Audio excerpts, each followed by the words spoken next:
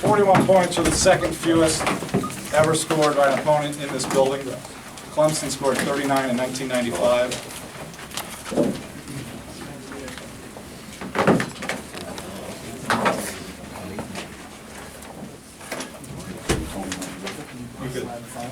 All right, we'll try to go quickly. I don't want Tony to have to wait. I have the utmost respect for him and his club, and I've never seen this team miss that many shots.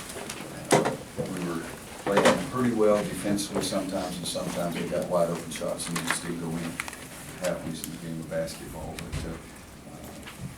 nobody's done a better job the last 3 years in the country than Tony Bennett has. And I really like him as a person, too. We get to talk about golf every now and then. I thought we were active. Offensively, we tried to move it, tried not to hold the ball when they doubled big to big. We tried to find the other biggers, go across court with it, tried to move it. I thought, needless to say, Justin was our whole offense in the first half. And in the second half, he got one offensive rebound, laid it up, and that was it.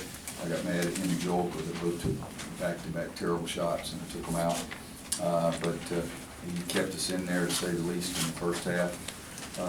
Again, it just goes back to the ball didn't go in the basket for them. That was basically it. I'm glad to see Isaiah starting to look more like himself again. He's feeling better right now.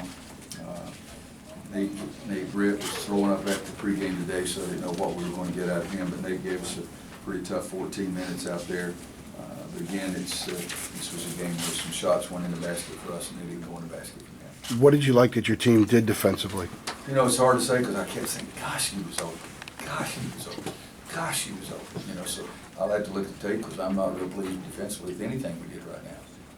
But they missed a lot of open shots. I think Kennedy was really active on the offensive end. I mean, he made some passes. He made some inside baskets for us. He controlled the ball on the board. Had three blocks. He was big for us inside. But Justin offensively in the first half and in defense, like I say, we made more shots than they did, but I don't know if we covered them better than they covered us. What was your kind of defensive approach on London Parentis, and what did you like with what you did with him? Well, we try to make sure you get a hand in his face all the time because he can really shoot the ball, but he's 3 for 10, 1 for 6 from three-point line. He got us in a little foul trouble taking the ball to the basket and going to the free throw line. He's 5 for 5 from the line. I think he's 4 for 4 in the first half. But we tried to concentrate on everybody. They've got a balanced club. But, you know, we wanted to try to push the tempo, but we didn't want to take bad shots. You can push the tempo and make it really fast. You go down and take bad shots and miss them, and then they go to the other end. You play defense all night. But Justin made a couple of really tough shots. One on the baseline, far corner from our bench was really a big-time shot. But London, he's a hard guy to hit.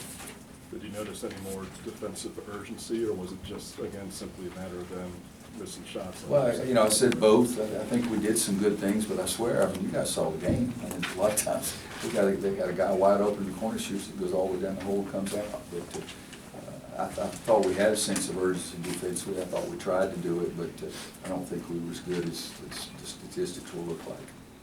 Roy, in recognizing Marcus and Bryce tonight, how close do you think Justin is to possibly having one of those kind of seasons where we might be doing this next year for him?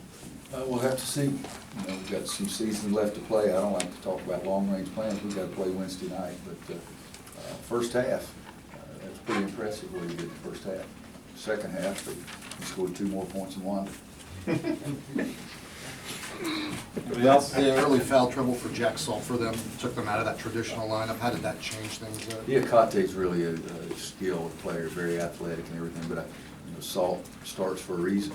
Tony likes him in there, so I think that did hurt him there. How much could this be, you know, in terms of a confidence boost defensively, even though, like you said, they did have some open looks? I think it'll depend on what we can get from the tape and what we can show them. I mean, you know, if we have, and I do all the time, we cut out clips and show them after the game before we move on. And we cut out bad defenses, but we cut out good defenses too.